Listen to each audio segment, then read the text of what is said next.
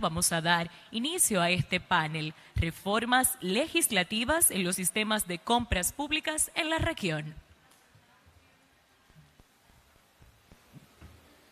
Good afternoon, everybody. I hope you all enjoyed your lunch as much as I did. And welcome back to this first session for this afternoon. My name is Doug Fraser, for those who don't know me, and I'm the Head of Procurement of the Caribbean Development Bank. This first session on legislative reform and implementation of public procurement systems in the region is particularly close to my heart. At the bank, we've gone through our own procurement reform process recently, and we're working with a number of our borrowing member countries to assist them in their procurement reform efforts. So I'm honored to be moderating this panel. We have some distinguished speakers who we'll be turning to shortly. And we're going to be looking at the architecture for public procurement systems. While procurement legislation is only one pillar of procurement reform, it is essential in the respect that it establishes, amongst other things, the roles and responsibilities of the different public procurement institutions, actors, and their roles and responsibilities, the applicability of the law, the various procurement methods that are authorized within the procurement framework, rules for advertising, evaluation criteria, and the right to challenge and appeal from the public sector. In addition, laws can consider international agreement obligations and secondary procurement objectives. That said, legislation still needs to be underpinned by implementing regulations, standard bidding documents, and other tools, and accompanied by appropriate training, enforcement, and monitoring. Our first speaker this afternoon, Mr. Rafael Fuentes, is the Director General of Public Procurement in Panama. He's an industrial mechanical engineer who holds a master's in business administration. Between 2003 and 2007, he was the purchasing manager for Coca-Cola, and he also has a background in consulting. So at this point, I will turn over to him, and he also has a presentation that he will be using to inform his presentation to us. Thank you very much.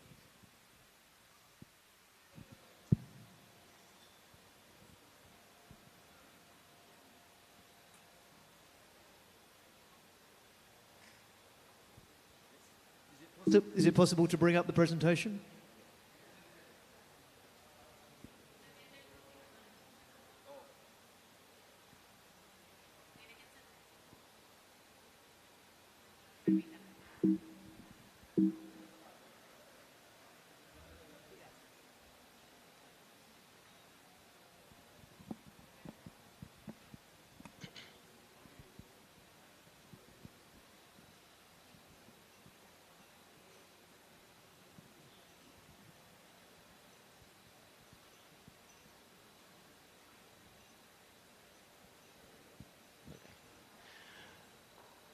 Buenas tardes.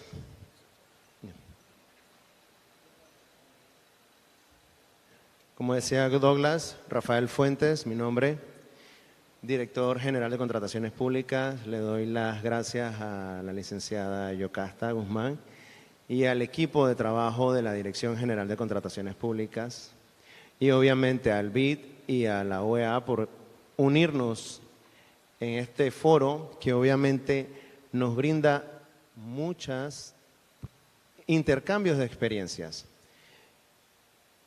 además de obviamente conocer a nuestros homólogos en los diferentes países y poder intercambiar experiencias. Ok, en el caso que nos ha tocado en el día de hoy es sobre las reformas en los sistemas de compras públicas en la región. Panamá casualmente está en estos momentos haciendo unas modificaciones a la reforma, pero antes de entrar a las modificaciones, que no voy a entrar a definirlas enteramente, las de Panamá, quiero expresar primero lo que pasa en la región en tema de las modificaciones a la ley de contrataciones públicas. En estos días, bueno, en el día de ayer y en el día de hoy hemos escuchado disertaciones sumamente buenas. Hemos visto qué debemos hacer en los sistemas de contrataciones públicas. Y nos estamos haciendo más expertos. Ya muchos tienen años de experiencia en temas de contrataciones públicas. Entonces, llega el momento de definir, bueno, ejemplo, ayer teníamos la presentación de datos abiertos o inteligencia de negocio. Entonces, te definían en el día de ayer que con datos tú puedes entonces sustentar unas modificaciones a las ley de contrataciones públicas del país. Entonces nosotros nos convertimos como entes rectores en expertos de qué es con datos, qué es con la experiencia, qué es con los golpes que muchos tenemos en los entes rectores, qué debe ser la ley ideal de contrataciones públicas, ¿verdad? Sumamente sustentada ya por parte del equipo de expertos de este tipo de conferencias que estamos. Entonces nosotros como entes rectores, entonces definimos una ley ideal de contrataciones públicas. Veamos, esto es un caso hipotético. Cualquier similitud con la realidad de algunos de nuestros países es mera coincidencia, como se dice. Entonces, nosotros hacemos una propuesta o presentamos como parte del ente rector, entonces presentamos unas propuestas de modificaciones o, como es el caso de México que estaba hablando hace un rato con él, un cambio total de la ley de contrataciones públicas. Entonces, entra al Congreso, a la Asamblea de cada uno de nuestros países, entonces comienzan las opiniones de un número considerable de personas. Tenemos sociedad civil, medios de comunicación, órgano legislativo, órgano ejecutivo, gremios, asociaciones. Y no quiere decir que el proceso está mal, porque definitivamente vivimos cada uno de nosotros en países democráticos y tenemos que permitir la retroalimentación de las leyes. Pero recordemos que nosotros ingresamos una ley ideal, sustentada con datos, como decía Ana Cristina en el día de ayer. Con los datos nosotros podemos entonces definir qué tipo de modificaciones o qué tipo de políticas públicas deberíamos establecer en las leyes. Entendiendo, como decía Elena en el día de hoy, la ley no hace milagros. Pero nosotros tratamos de establecer una ley ideal de lo que nosotros quisiéramos llevar nuestros sistemas de contrataciones públicas luego de años de experiencia, luego de un sinnúmero de congresos, luego de apoyo de organismos internacionales en qué es la tendencia en compras públicas. Y no quiere decir que las personas que se ven involucradas en el proceso de debate de la ley, entonces tienen el mismo conocimiento. Me decía una persona del BID, me decía, Rafael, la ley de contrataciones debe ser general, temas totalmente generales, pero del dicho al hecho hay definitivamente mucho trecho, ¿verdad? Tenemos leyes, le exponía el caso al amigo de México, le decía, Panamá tiene una ley de 50 páginas, más o menos. Entrar con una modificación de ley que no sea 50 más una, ya la van a ver mal. Porque si le quitas algo a la ley, entonces van a decir que es por alguna razón. No lo ven en un sentido de hay que hacerla más sencilla. Y es así, para eso, y tenemos una encuesta que nos estaba entregando uno de los compañeros del BID, para eso tenemos las directrices, las reglamentaciones, las guías, los manuales que han estado hablando. O sea, no todo tiene que estar en la ley de contrataciones públicas. Entonces, después de todo esto, sale entonces una ley de compras aprobada. Yo quisiera saber quién pudiese decirme de que la ley que uno propuso es la ley que sale. Creo que en ninguno de los países, por lo menos de la región que tuve el placer de apoyarlos en muchas ocasiones, creo que ninguna ley que se ha propuesto es igual a la ley que sale. Entonces viene la pregunta, ¿hay que reformar la ley de compras y contrataciones? ¿Se ha logrado sacar hasta el más mínimo detalle de la ley actual de cada uno de los países? Como decía Ana Cristina, ahora que se enteró que Panamá estaba haciendo las modificaciones a la reforma, decía, Rafa, pero ustedes tienen una buena ley, ¿por qué están haciendo una modificación? ¿Por qué? Porque lastimosamente cuando quieres hacer algo adicional que no está en la ley, por lo menos en algunos países no puedes hacerlo con reglamento, tienes que modificar directamente la ley porque esa es la conceptualización que se tiene.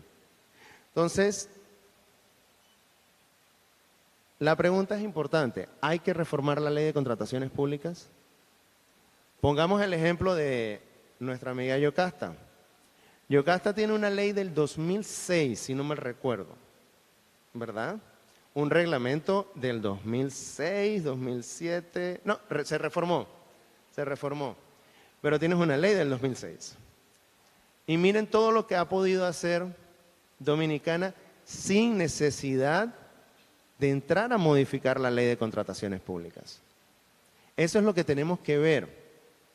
Tenemos que ver cómo con la actual ley nosotros podemos, con directrices, con modificaciones, con directrices, modificando el reglamento sin modificar la ley, cómo podemos entonces lograr lo que nosotros como entes rectores estamos tratando de buscar, sin entrar a una modificación de la ley. Pero bueno, si la decisión es definitivamente modificar la ley de contrataciones públicas, recordemos, tenemos o las modificaciones o lo que va a ser, lo que está haciendo México en estos momentos, que es la derogación total y una nueva ley. Porque obviamente es una ley del 98, como me decía. Entonces, si tenemos eso, tenemos que tener claro entonces un punto. ¿Cuál es el objetivo de las modificaciones o de la ley que estamos o vamos a proponer? Y aclaremos, no es un popurrí de objetivos. Deben ser objetivos claros, 2, 3 objetivos. Y esos son los objetivos que obviamente cuando haces el proceso anterior, que es entrar las modificaciones a la ley o la ley nueva al Congreso, esos son los objetivos que tú tienes que defender, porque es mentira que vas a poder defender toda la ley.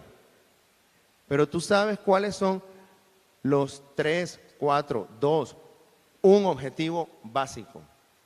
Y ese es el que definitivamente tú tienes que defender, como decimos en Panamá, a capa y espada, dentro del Congreso. Para que obviamente, si te modifican esos, entonces la ley definitivamente no tiene razón. Decía Douglas, tema de documentos estándares. Entonces, trabaja con documentos estándares, o sea, no entres a modificar si te van a modificar los objetivos. Entonces, en ese caso, sí pongo el ejemplo de Panamá en las reformas que actualmente está llevando. Nosotros en Panamá definimos 3 objetivos. Y lo hemos dicho, si esos objetivos cambian, obviamente el objetivo de las modificaciones, porque en Panamá lo que se está trabajando es una modificación, ya obviamente pierde sentido. ¿Cuáles son los objetivos? Mayor transparencia, tema de datos abiertos, tema de observatorio de contrataciones públicas. O sea, tener bien definido cuáles son los objetivos. Unificación de la ley de compras públicas. Nosotros en Panamá, nosotros tenemos una ley de bienes y servicios y una ley de medicamentos. Entonces queremos incluir, tener como lo que piden los organismos internacionales o lo que sugieren los organismos internacionales, tener una sola ley de contrataciones públicas. Entonces, ese es otro de los objetivos. Y el último objetivo es mecanismos de inclusión. Inclusión, MIPYMES, compras locales, tratar de ver cuáles son las modificaciones que se tienen, cuáles son los requisitos que se le están pidiendo a los proveedores para ver si se pueden disminuir. La fianza de propuesta, por ejemplo, se está eliminando. Entonces, esos son mecanismos de inclusión. Entonces, si alguno de estos objetivos se pierde en el camino del Congreso, obviamente ya las modificaciones a la ley no tienen sentido. Entonces, para concluir mi exposición tendríamos, como no sabemos si lo que nosotros vamos a incluir o proponer al Congreso, no sabemos qué es lo que va a salir, entonces primero definamos, ¿hay que modificarla? Si no hay que modificarla, entonces busquemos a través de directrices, documentación estándar o otro tipo de procedimientos legales, cómo podemos lograr nuestras metas que queremos como ente rector y cómo queremos llevar el sistema de contrataciones públicas de nuestro país. Y si definitivamente tenemos que entrar a modificarlo, tener muy claro los objetivos que queremos en la ley de contrataciones públicas que se está proponiendo. Y eso definitivamente, defenderlo a capa y espada frente al Congreso. Muchas gracias.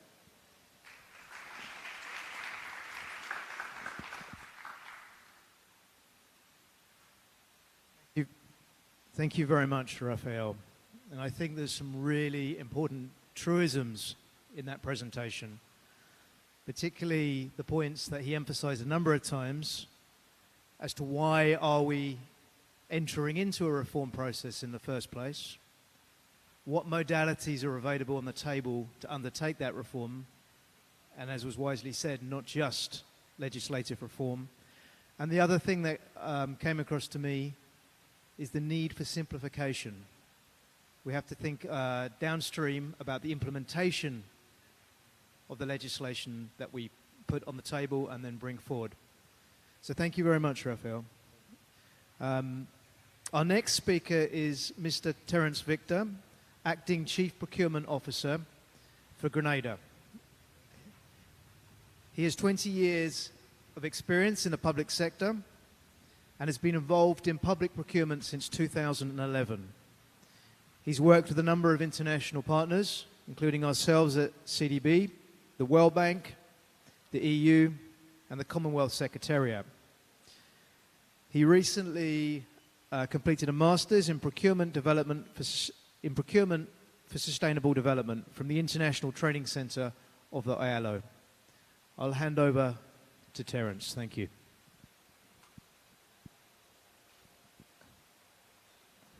Thank you, Doug, and good afternoon to everyone. Just to put things into context, Grenada is a small island in the Lesser Antilles with a population of just a bit over 100,000 persons and a GDP of just over $1 billion. So that sets up in context as to what our procurement reform process has been so far.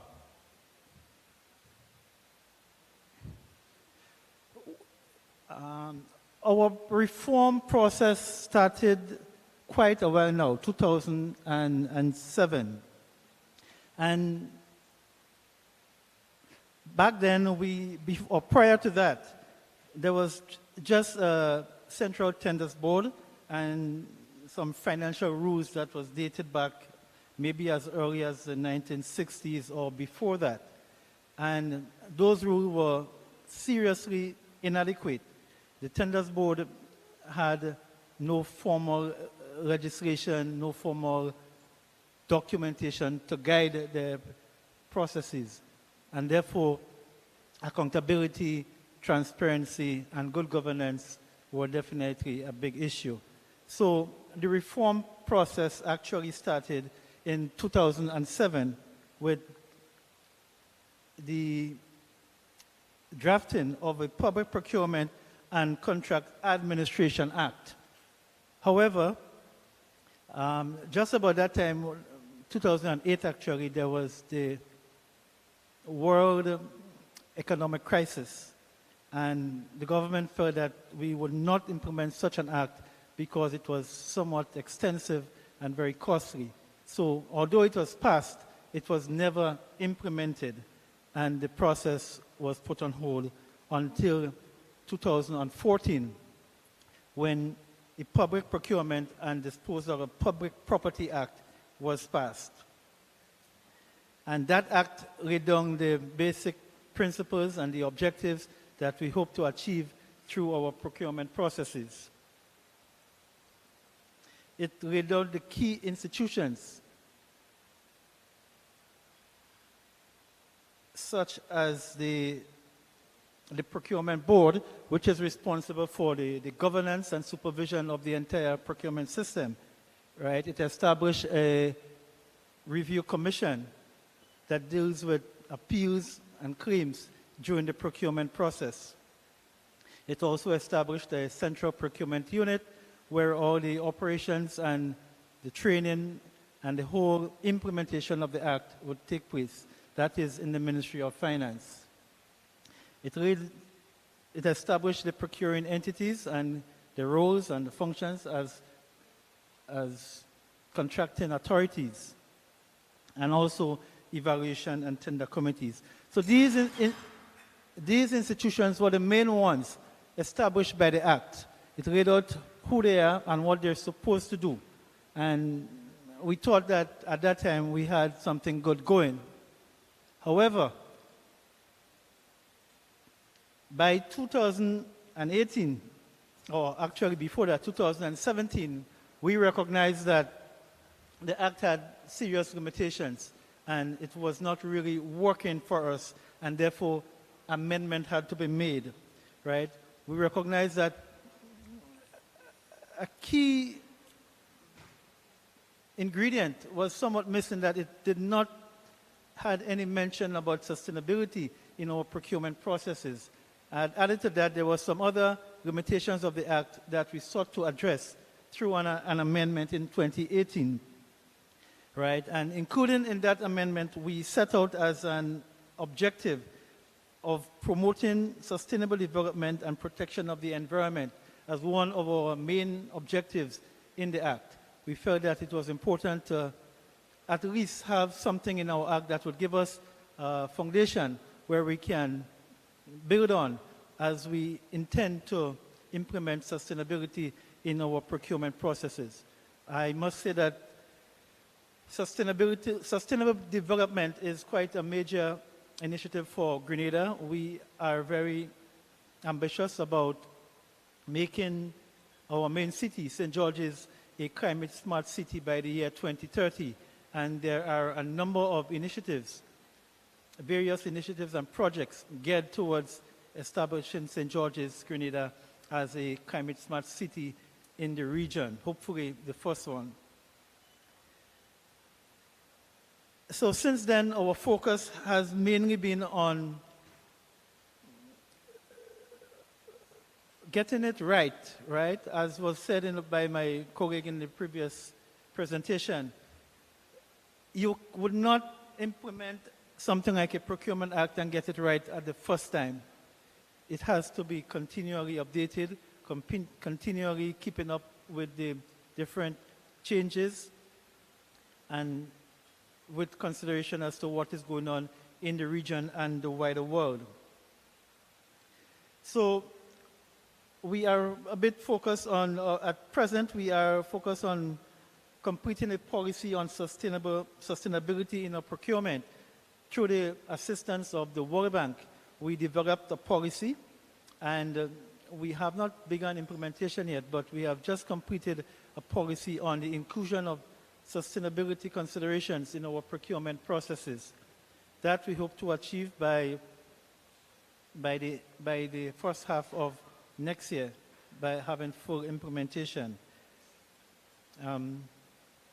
We also are in the process of developing our standard bidding documents and other documentation necessary to give full effect to the law, particularly with the objective of achieving sustainability in our procurement process. It would require certain changes to our standard bidding documents so that the selection criteria and other considerations for economic, social, and the environment can be embedded in our procuring documents.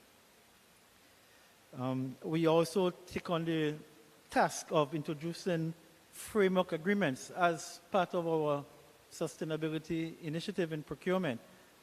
We have begun to collect the data and information regarding our purchase and expenditure on certain items that we believe can be centralized and being purchased through framework agreements. One of them is paper and paper products. At present, we are looking at the data and seeing who buys what, where it's purchased from, at what prices, what are the terms and conditions, what are the usages, and how it is being distributed, so that we can come up with what would be optimum arrangement for the procurement of paper and paper products in a centralized manner. We also have a particular unit called a Sustainable Development Plan 2035. This is not necessarily procurement, but they work along with procurement as to some of the things that the citizens and the country at large would like to see by the year 2030 regarding sustainable development. So that is something that is working in collaboration with procurement as we seek to have inclusion of a sustainable development plan by the year 2035. Our act also deals, unlike many other procurement acts, our act also deals specifically with the disposal of assets, right? And in recent times, there was nothing legislating how government dispose the assets, whether it is vehicles or furniture. But we have an act that speaks today of how disposal can be done. And even if that it is not fully legislated, the processes for the disposal of government property is not in legislation at the moment. What we have done, we have gone a bit ahead of the regulations and begun to dispose of our assets in what we call in a sustainable manner.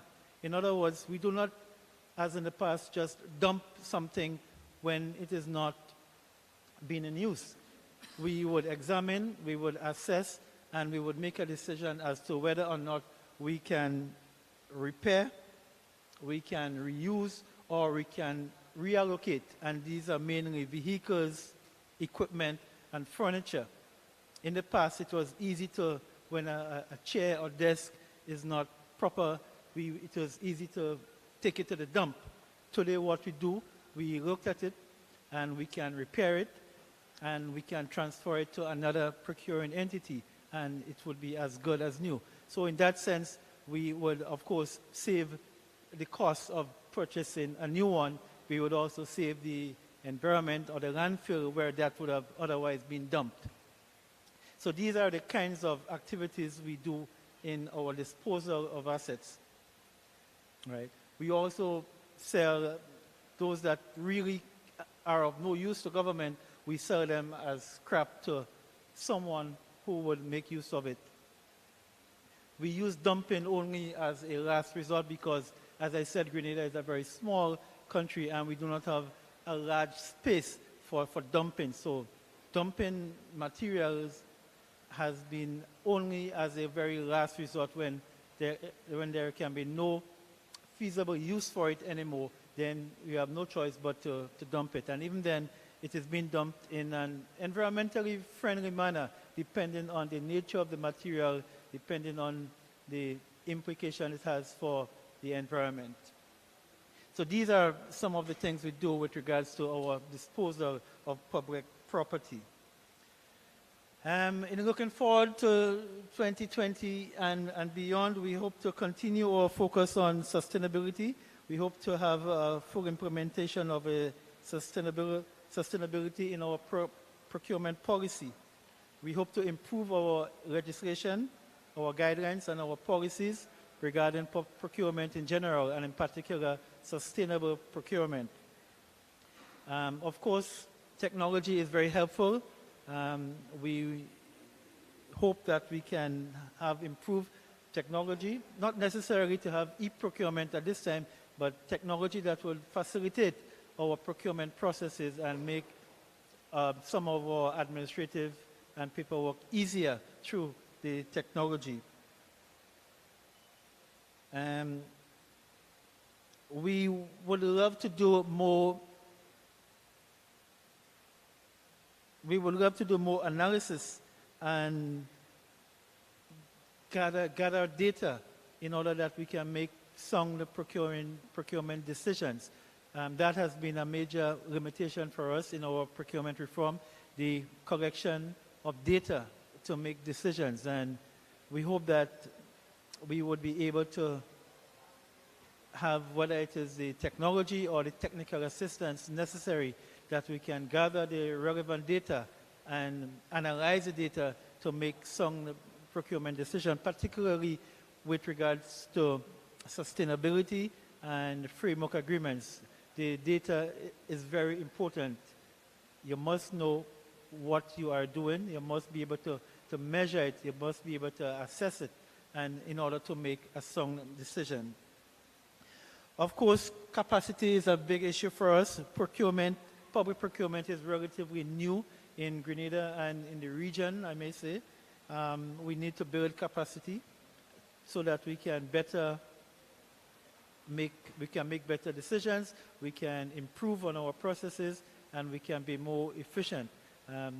We are very thankful to the various donor agencies that give us assistance, including the CDB and the World Bank, the EU. They have been very helpful to Grenada and the region in helping to build capacity in procurement. So in concluding, I would just say that the reform process has been quite a bumpy road, many ups and downs. Yes, we have legislation in place. It is not perfect, but it is working fairly all right. There is significant room for improvement. And we are working on making amendments to our legislation as early as next year so that we can go one step further into having what we would really like, something that suits our economy, something that is conducive to our economic environment, our regional circumstances, and so forth. So I would just end by saying we continue to play our role in achieving the Sustainable Development Goals through public procurement while obtaining the best value for money. And that's my presentation. Thank you.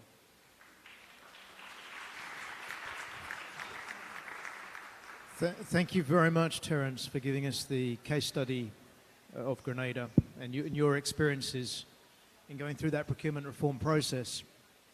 I think it's interesting because at the moment, Grenada is one of a number of countries in the Organization for Eastern Caribbean States region who have gone through or are shortly to go through the process of looking at their procurement frameworks. And I think this provides a great opportunity for the countries in question to feed off each other and learn from what's worked and what hasn't worked. Terence, just to ask a quick question. On the sustainability policy you mentioned, which may be of interest to some here, is that in the public domain, something that they can find on your website or something that will be uploaded shortly? It's not on our website as yet, but very early in 2020, you would see sustainable procurement on our website.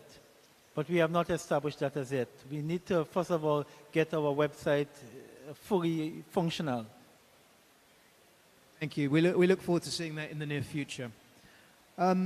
We turn now to our next speaker, Maria Del Pilar Batet, who comes from the Head of Procurement Services and Purchasing Centre of the Provincial Council of Castellón. And she's been in that role since 2003.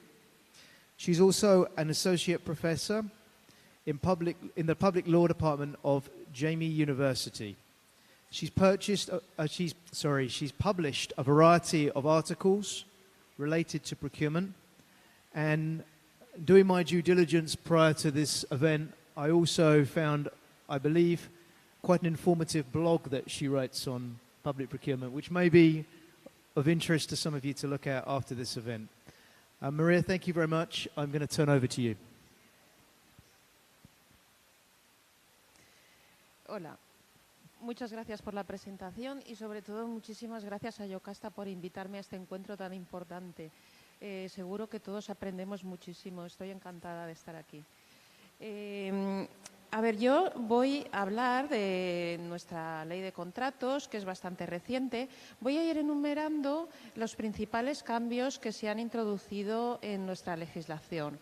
Y acabaré reflexionando sobre algunas deficiencias que pueden corregirse, pueden mejorarse, de hecho deberían mejorarse.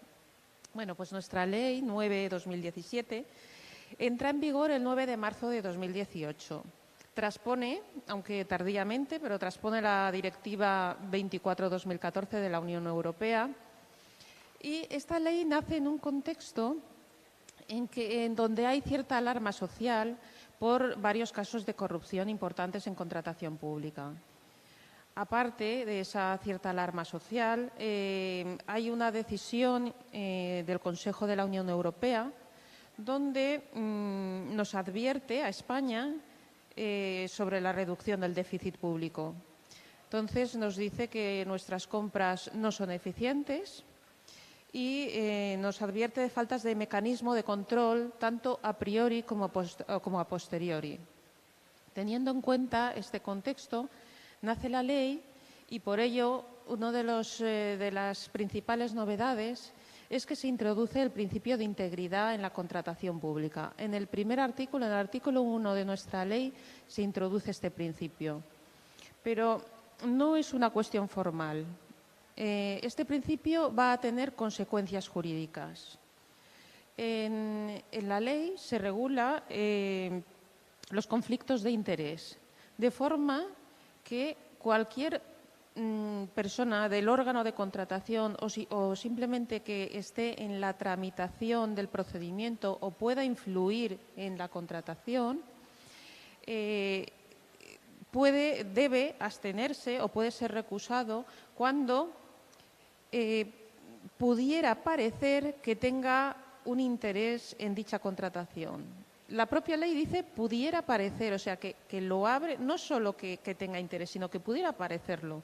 O sea, es suficiente como para que esas personas se tengan que abstener de participar en el procedimiento. Luego desaparece un procedimiento que se venía utilizando durante años, el procedimiento negociado sin publicidad por razón de la cuantía. Para ciertos procedimientos de una cuantía no demasiado elevada, se podía prescindir de darle publicidad y invitar a 3 empresas. Esto conducía a numerosas malas prácticas, porque se invitaba a 3 empresas, pero luego a lo mejor solo se presentaba una. Este contrato era totalmente ineficiente, con lo cual lo hemos eliminado totalmente. Luego tenemos un contrato, el contrato menor, que dota de agilidad a la administración pública porque son contrataciones directas para gastos muy pequeños, para gastos pues que casi necesarios en algunas administraciones y que no permiten una licitación pública. Estas cuantías con la nueva ley han sido rebajadas. Incluso se podrían haber rebajado más, pero vamos por muy buen camino. O sea, se trata de aumentar la concurrencia en cualquier licitación pública Si aumentamos la concurrencia, vamos a tener mejores ofertas, vamos a ser más eficientes. La concurrencia ha de ser efectiva. O sea, no podemos decir, le hemos dado publicidad, pues lo hemos hecho muy bien. No, tenemos que ver el resultado. ¿Se han presentado licitadores? Si solo se ha presentado uno, aunque le hayas dado publicidad, ahí no ha habido concurrencia, o por lo menos no ha funcionado. Ahí hay un fallo en los pliegos, en la contratación. Veremos que realmente hay concurrencia cuando se presenten varios licitadores y compitan entre sí. Otra medida importante es que se refuerza el recurso administrativo especial. En España se han creado unos tribunales de recursos administrativos contractuales que han hecho una función importantísima. Muchos licitadores, ante pliegos que no eran correctos, donde se abusaba de los criterios de solvencia que se pedía, de los criterios de adjudicación o de cualquier otra condición, pues no recurrían a los tribunales judiciales. ¿Por qué? Pues porque a lo mejor tardan 2 años en resolver o 3 años y ya cuando han resuelto, ¿de qué les sirve? Si normalmente el contrato ya está hasta adjudicado. Entonces se crearon estos tribunales de recursos administrativos especializados en contratación pública que han hecho una labor importantísima y que resolvían los conflictos y resuelven todavía en unos 3 meses. O sea que son muy efectivos. Bueno, pues se refuerza esta figura y se amplía el número de contratos en los que se puede acudir a este tipo de tribunales. Luego, se reduce, se acota lo que son las modificaciones del contrato, porque había una cultura del sobrecoste que esto es inadmisible.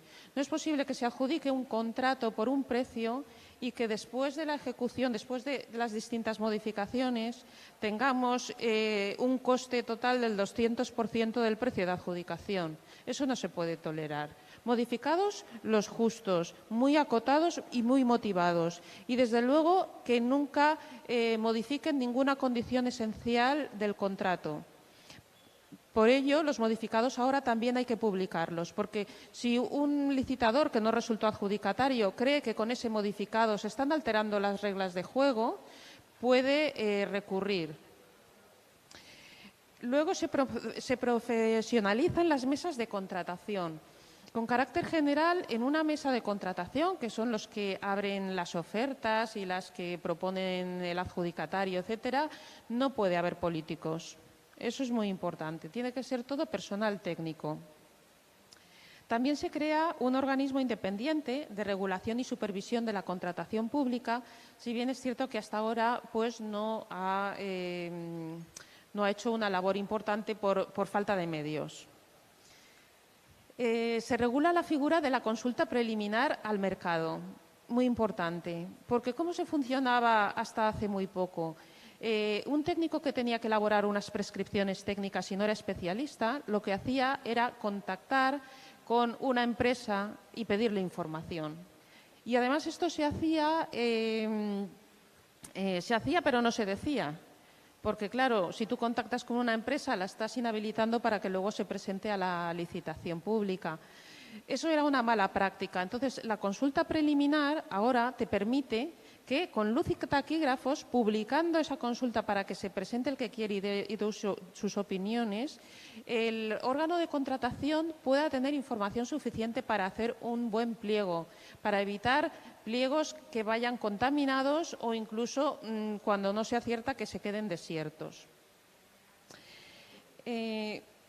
Luego se intenta eliminar burocracia. Se crea un procedimiento administrativo, un procedimiento abierto simplificado y un procedimiento abierto simplificado sumario. En este último, para cuantías pequeñas, no se pide solvencia, no se pide garantía. Entonces, es un proceso más rápido para intentar reducir los contratos menores que os contaba, que sí que algunas veces pueden resultar necesarios, pero que hay que intentar reducirlos y dejarlos al mínimo posible. Bueno, pues aparte del principio de integridad, se refuerza mucho el principio de transparencia. La plataforma de contratos del sector público ahora va a recoger todas las licitaciones del país.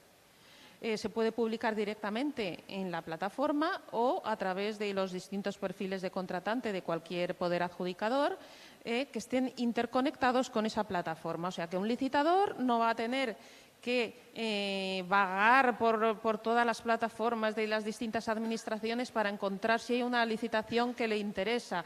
En un único punto va a poder obtener toda esa información.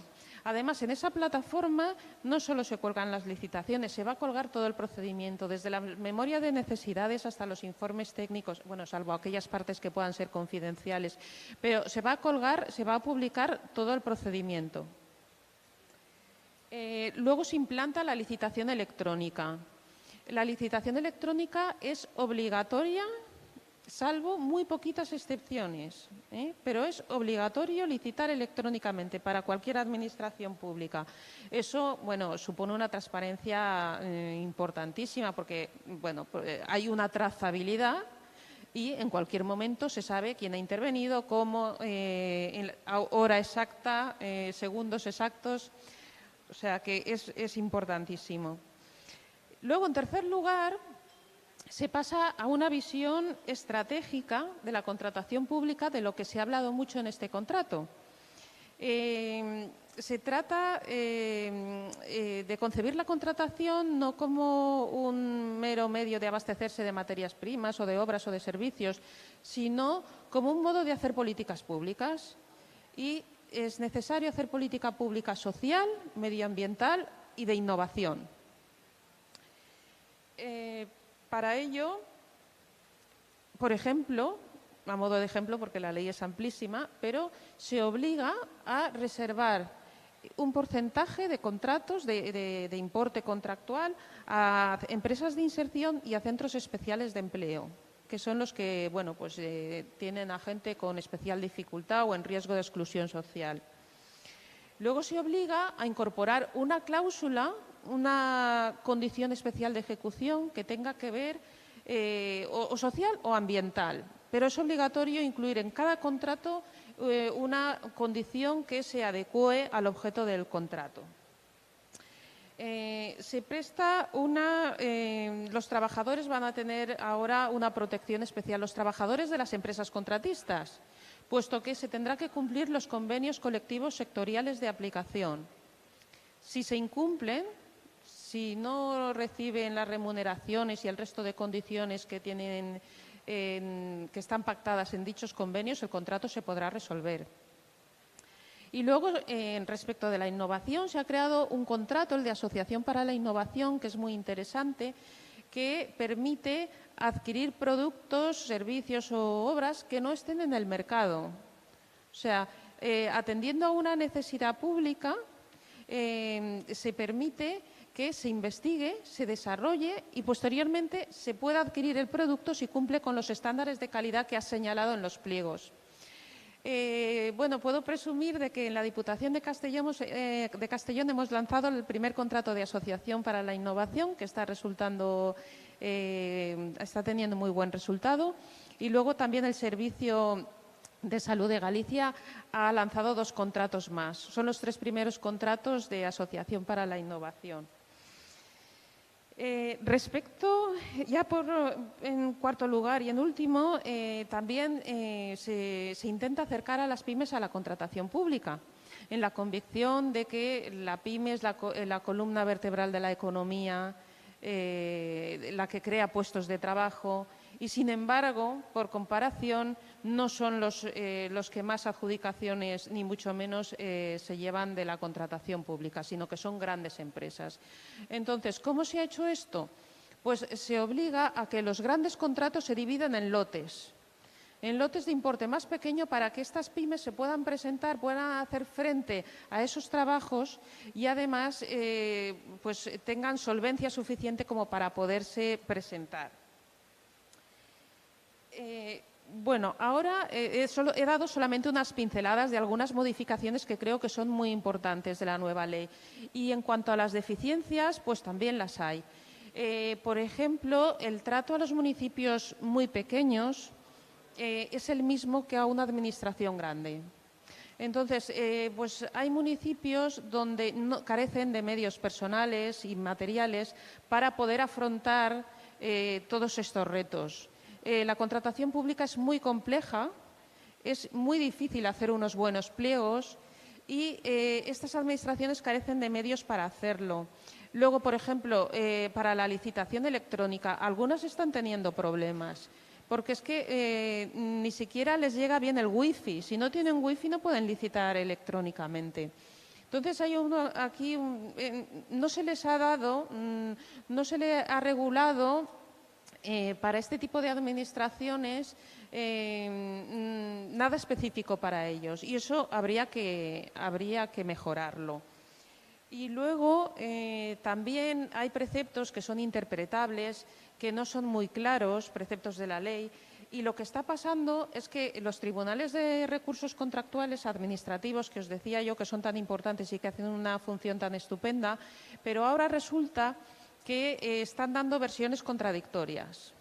Eso también tiene que paliarse. O sea, tenemos que ver la forma de unificar criterios. No es posible que unos tribunales digan una cosa y otros digan lo contrario, porque a los gestores, a los que estamos todos los días gestionando contratos, nos es muy complicado llevarlo a efecto. Y bueno, sobre todo con las cláusulas sociales. Se están anulando muchísimas cláusulas sociales porque muchos tribunales entienden que no guardan relación con el objeto del contrato, que es uno de los requisitos que exige la ley. Con lo cual, ahí sí que habría que definir bien lo que se quiere y unificar criterios. Muchas gracias.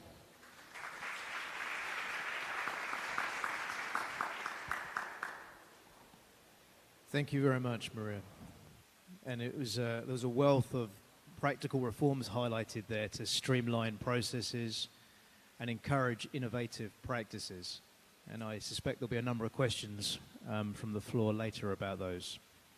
Our final speaker this afternoon, Munilao Lapchan, Chairman and Procurement Regulator in Trinidad and Tobago, is going to speak next. He has 25 years of practical procurement experience, and he has a background in the oil and gas sector. He served on various private sector boards. I will now turn over to him. Thank you.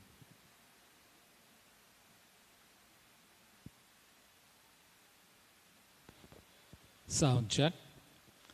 Pleasant good evening, and thank you very much, Doug.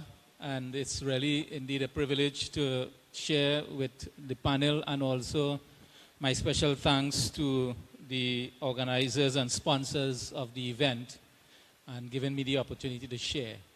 By way of background, Trinidad and Tobago has been blessed with oil and gas for over 100 years. And that in itself, because of the production and sale of hydrocarbon, would have led to a lot of leakages in terms of the revenue streams that we would have been blessed with over the years. The Organization for Economic Cooperation and Development, in their foreign bribery report in 2014, confirms that public procurement is one of the government's activities most vulnerable to corruption, just due to the volume of transactions and the financial interests at stake. And in their study, they discovered that 2/3 of foreign bribery cases occurred in sectors that are closely associated with contracts. And if done right, between 10 and 30% of the investment in publicly funded construction projects may be lost due to mismanagement and corruption. And I did a pretty quick calculation. So why do you need legislative reform? What's the prize that you're going after? A quick calculation would say that in Trinidad, very small country, 1.3 million people, our expenditure in terms of public procurement would be on or about $6 billion US. And if we were to save, let's say, midway between 10 and 30%, the savings will take you very close to just over $1 billion US dollars. And if you multiply that by 10, the savings alone will be able to run the country for an entire year. That gives you the enormity of what you're going after. And I recently spoke to one of the politicians in the country, and he said, that's probably a conservative estimate. So that's the reason why you need proper procurement legislation. If I were to recap where we came from, like Terence would have said, in 1960, they had the first pass of their Central Tenders Board. Now, we actually had a Central Tenders Board Act in 1961, and we gained independence in 1962.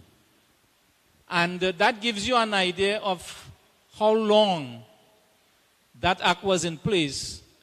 And in most countries and in Trinidad, we are no different. You find it very difficult sometimes to get past the public service in getting projects run and so on. And during that period of time, because of some of the bureaucracy in the public service, we would have set up a number of what you call special purpose companies. And special purpose companies was designed to get around the Central Tenders Board Act.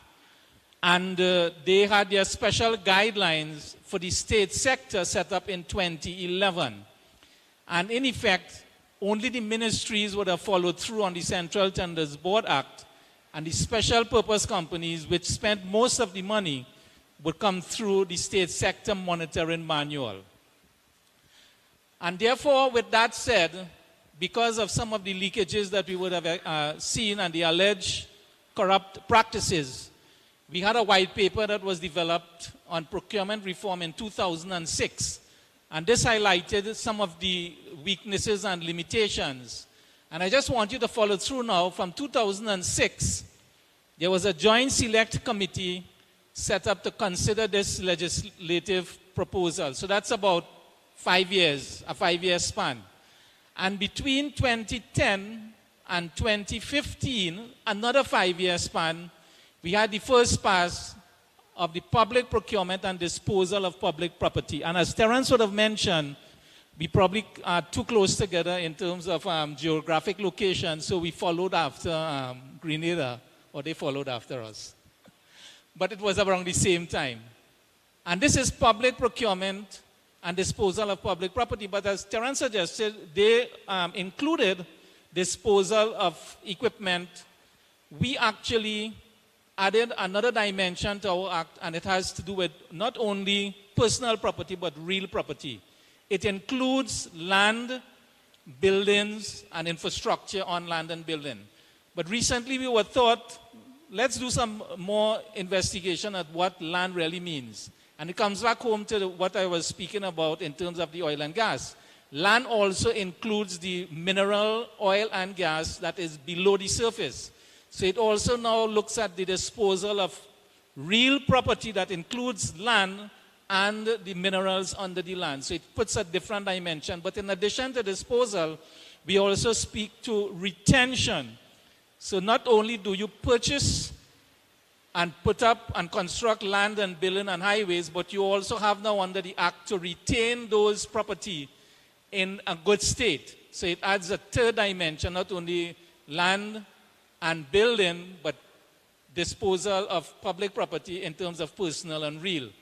So 2015, the act was passed. It was partially proclaimed in July of 2015 that allowed for the setting up of the board to run the procurement regulations department. Part of that we were given when we were appointed in January of last year, just the act and a draft handbook. And in going out in terms of engaging the population, we found out that those draft handbooks was very complicated to follow. And one of the recommendations we had to do was to actually set up additional handbooks and guidelines to give effect to the act. The other shortcoming that we found is that we were given the act but no regulations. And so after the board was appointed, we had now to develop the regulations. And thankfully to the IADB, we were able to get a consultant to assist us in the drafting of the regulations. So where we stand today, in 2019, which is another 5 years after the act was proclaimed, we still have not gotten full proclamation. So the board was appointed January 2018, and we have now completed the development of the regulations, the handbooks, the guidelines, and everything that goes with full proclamation. One of the things that we found out actually in reviewing the act was pulled together using best practice from a number of different jurisdictions. And that in itself posed a problem in that some of the sections of the act actually conflicted with each other. So we had to go through the act and then make recommendations for amendments. So we have made several recommendations for amendments that is about to be passed in Parliament. And we are expecting, based on the Minister of Finance recent statement, that the full proclamation is intended to take place in early 2020, which is a couple of months from now. So it gives you an idea in terms of setting up these, the infrastructure and so on. It takes a lot of time in 5-year spurts to really get this going. So if you are thinking about it, look at some of the things that we would have gone through. So the office was set up. We are an independent body, and it's set up under the Act. And the Act was actually passed with the ruling party and opposition because it had constitutional issues to deal with. So therefore, both the government and the opposition came together in passing the Act. We are an independent board, and we do not report to the political directorate. We report directly into Parliament, which in itself gives us a high level of independence. We will not be under the direction or control of any other personal authority but to Parliament. All our reports go straight to the Parliament, the Speaker of the House.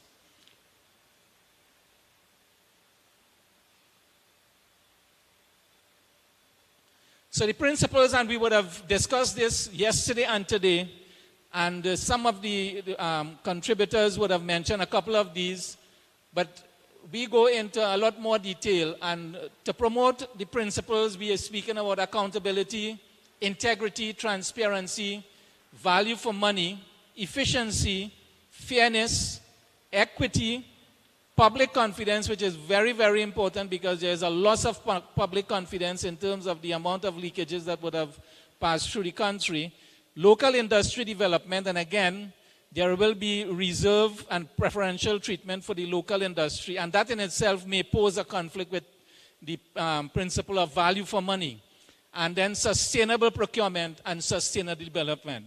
So it all is in a very nice circle there in terms of the principles that that are enshrined in the Act. And each one in itself, we have developed specific handbooks and guidelines to give effect to these.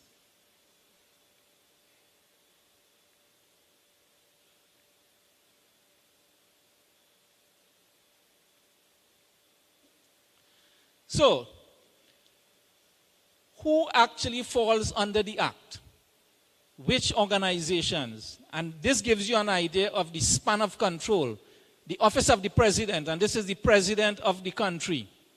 The Parliament, even though we report to Parliament, Parliament falls under the Act. The Judiciary, and in some of the cases, if we find culpability and we have to take cases to the Judiciary, it will be very interesting to find out if we find some shortcomings in the Judiciary and have to take it to the same Judiciary for they to adjudicate on it. And of course, it goes on to the ministries, Tobago House of Assembly, all the municipal corporation, regional health authorities, statutory bodies, state control enterprise, and that's the one that we have to really control, service commissions, and a body corporate or unincorporated entity using public funds. And this now has brought into the picture all NGOs, non-government organizations, and any organization that benefits from money from any one of the ones above. So it gives you an idea of the span of control of the Act. So that gives you some of the things that we would have gone through as a public entity. But in retrospect, if we were to look at some of the lessons learned in terms of what's taking place as I come to an end, we would want to suggest that the regulations should be done at the same time that the act is being passed in Parliament, because it prevents undue delay.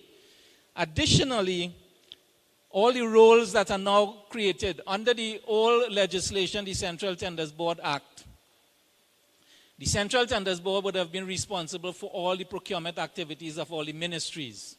Now, with the Central Tenders Board Act, it will be abolished upon the full proclamation.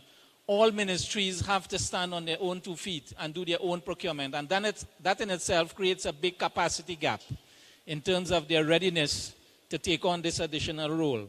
So there should be a lot of training and capacity development in terms of the new procurement officers that are responsible for procurement. There is a particular challenge now with public procurement in terms of the public-private partnership arrangements. That is now enshrined under the Act, and international lending agencies, government-to-government relationship. But because there is no firm policy on PPPs, that is going to hinder the implementation of that part of the Act. So that again is a challenge. Supposed to finish the policy direction before you go into the Act. And then finally, we have been recently faced with the whole issue of the CARICOM Model Bill. And the CARICOM Model Bill now comes into play, and that in itself is going to pose some problems because there are some conflicting requirements under the CARICOM Model Bill that conflicts with our Act, and I'm sure with Grenada and a number of the other countries in the Caribbean. And that in itself is going to pose some problems. So it's somewhat of a reverse where you have the CARICOM bill coming after each country doing their own act and so on. So those are some of the challenges that we will be facing in the future. Ladies and gentlemen, I thank you very much for your attention.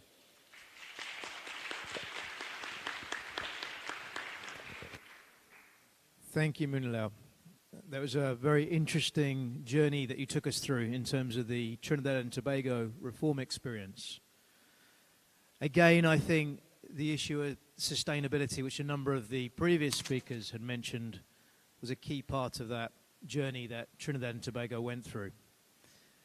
I think also coming out of that presentation was the need for a fit-for-purpose approach for the country in question, given the Pacific context that Munilao spoke to concerning land and minerals, but also the challenges that come when we try to stitch together legislation from different jurisdictions and then find conflicts within that.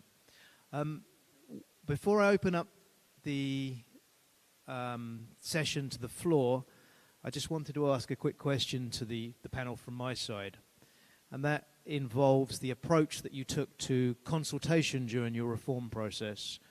How did you approach engaging with the various stakeholders, including the private sector, and what lessons were learned from that process? I don't know who would like to comment first.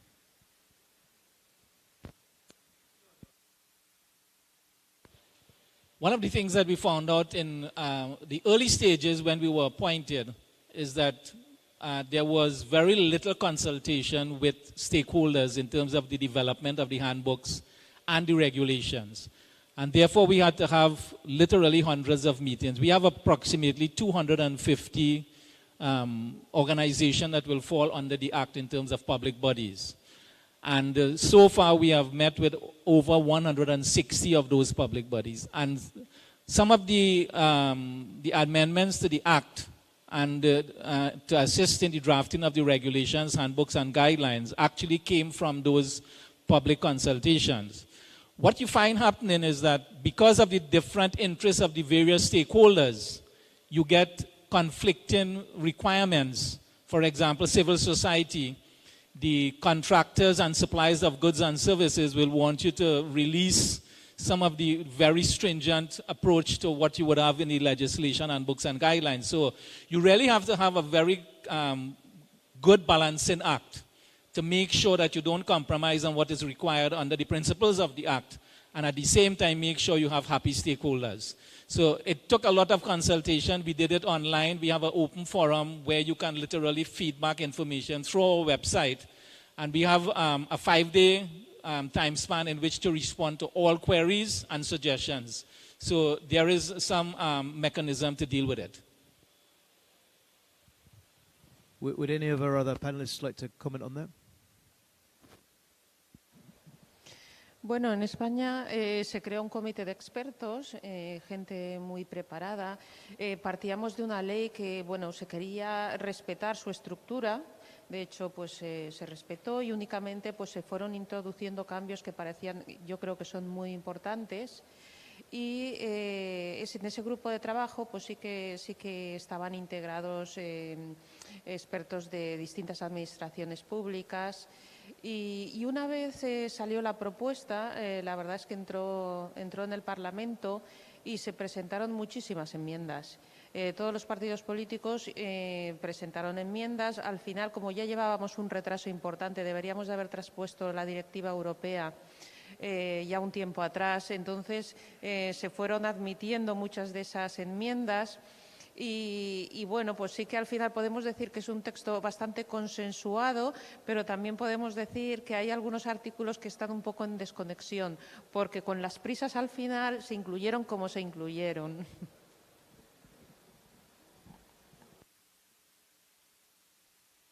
En ese punto puedo comentar el caso panameño y es un punto muy importante que hay que tener en cuenta.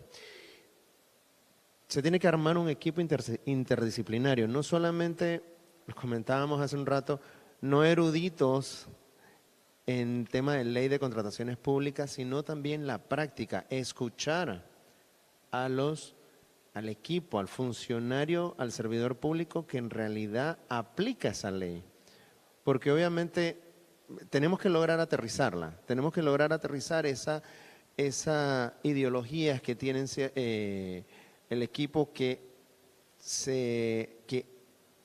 promulga o trata de establecer una ley de contrataciones públicas, sino también tratarla de llevar a la realidad. Y obviamente, igual como decía María, un trabajo en equipo con todos los sectores interesados en este proceso de reformas a la ley de contrataciones. Thank you very much for your reflections from the panel there on the issue of consultation. I think we have time for a couple of questions from the floor. If you could just state your name, your position, which country you're from, and who you're directing the question to on the panel.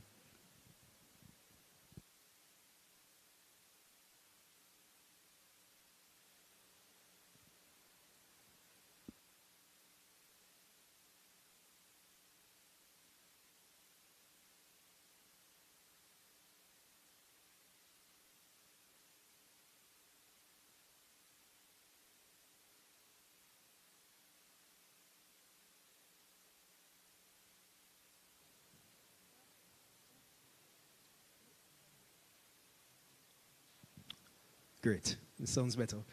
Good afternoon, all. I'm Andre Bennett from Jamaica, Chief Public Procurement Policy Officer.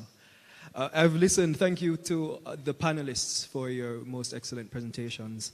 And I've listened to you and I've been speaking with some other colleagues here at this conference and in other similar conferences earlier this year. And I've reflected on our own experience in Jamaica in relation to legislative regulation of public procurement. There have been considerable difficulties in all of our jurisdictions. Several of us have promulgated legislations that can't enter into force until many years later, and even then after several amendments have been made. Now, at risk of being forcefully evicted from this august gathering, I want to ask any panelist this question. Are we getting this thing wrong? Is public procurement regulation necessary? And can it be sensibly regulated through legislative mechanisms? I'd love to hear your comments on that.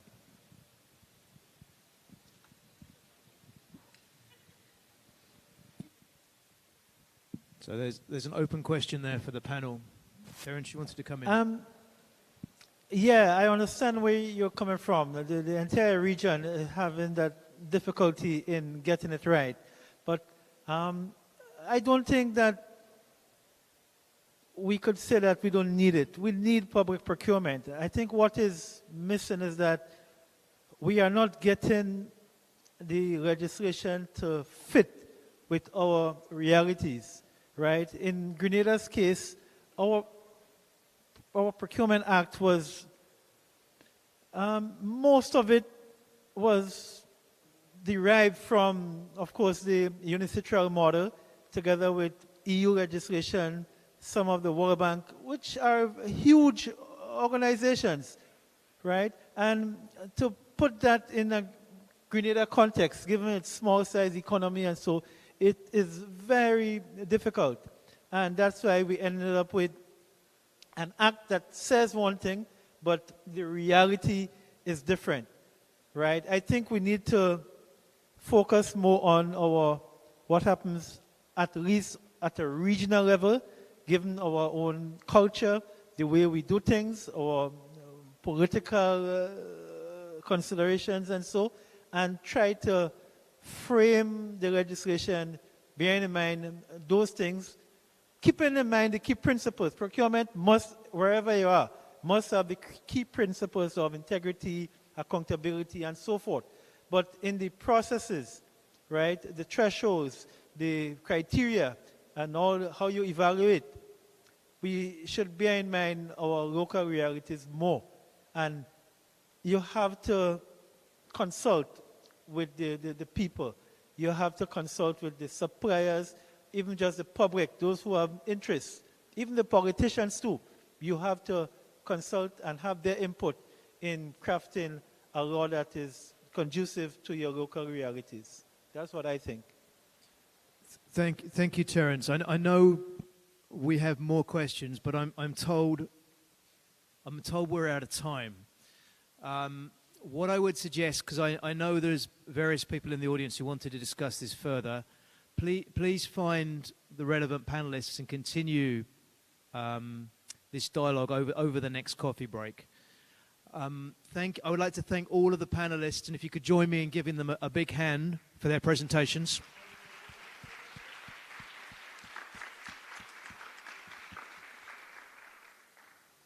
Thank you very much.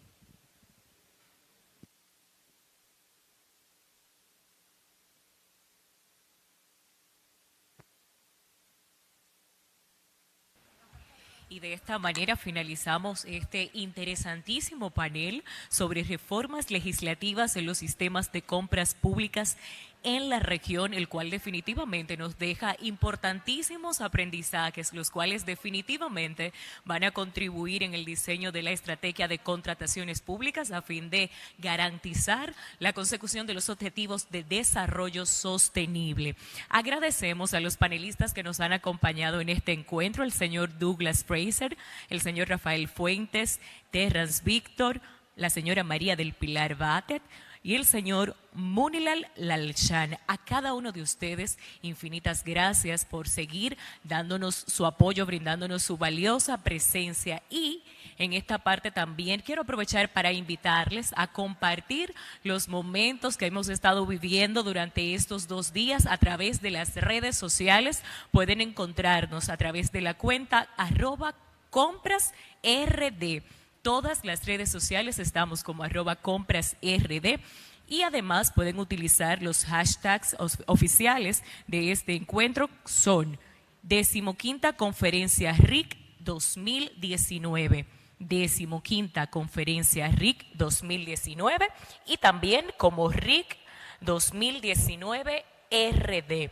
Muchísimas gracias por acompañarnos. Todavía nos queda un panel interesantísimo sobre comunicación efectiva como estrategia para lograr mejores resultados en las contrataciones públicas. Nos tomamos un pequeño receso en este momento y seguido nos reencontramos en este mismo salón para disfrutar de este plenario, la comunicación efectiva como estrategia para lograr mejores resultados en las contrataciones públicas. Muchísimas gracias por acompañarnos.